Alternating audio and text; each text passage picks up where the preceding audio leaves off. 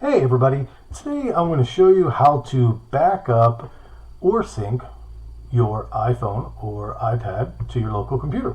We're going to use the software from Apple iTunes.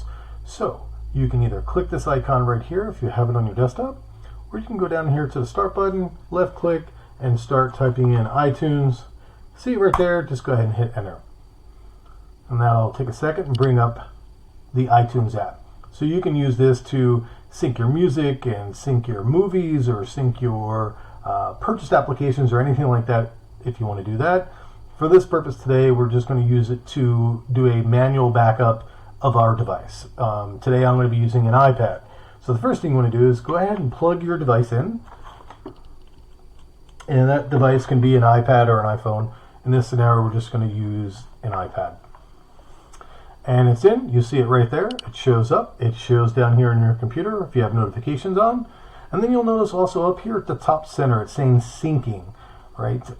That's basically doing a quick backup, and it's syncing any of your applications, or if you have playlists or anything like that, it'll sync it to the software so to make sure they're up to date.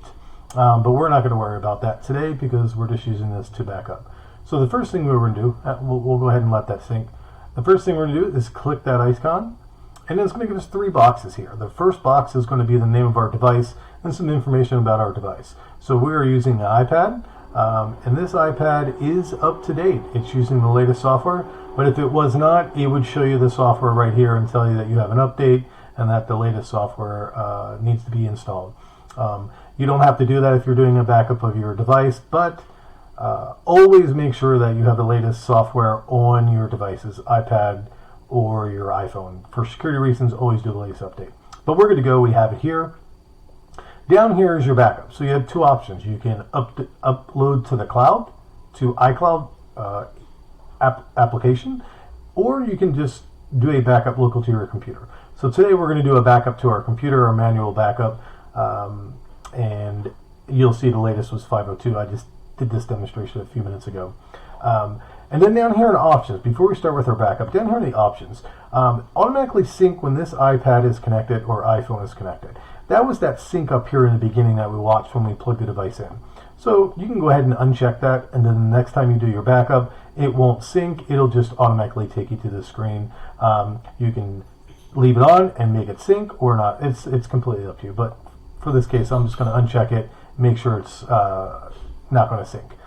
So that's that. So now we're ready to go ahead and do the backup. So all we really need to do is click backup now. And you'll see right up here immediately it starts backing up your device. And if you look down at the bottom here, it's 105.15 gigs free. This is a 128 gig iPad, so there's not a lot of space, but a lot of space that's actually taken. So the backup's not going to take long at all. So if you go down here and you put your mouse over there, you'll see there's 2 photos. There's 49 apps for like 4.3 gigs. Documents, there's 2.1 gigs of documents on there, and then others 1.76 gigs. So there's not a lot of space here taken up on this iPad, so it's going to go pretty quick. Oh, and speaking of that, it is now done. So you notice up here, it's all complete. It's good to go. And now you see 5:04 p.m. And then down here, if you look at the clock, 5:04 p.m. So this is now back up. It's pretty easy, and that's all there is to it. So if you're looking to upgrade your phone and getting a new phone, you can do the iCloud backup app on your phone and make sure that's updated. But I would also recommend actually doing it locally on your computer. This way you always have that backup file yourself. If you have it in the iCloud, you can restore, but you don't have access to that actual backup file. This way you have this backup file locally on your computer, and later on down the road, if you needed a text message or some picture or whatever it may be, you can actually restore that backup to a device and get that information out of there. Whereas in the iCloud, you can't really do that because it just overwrites the backup every time that you do it. So there you go. That's it. And we're done for today. Thank you.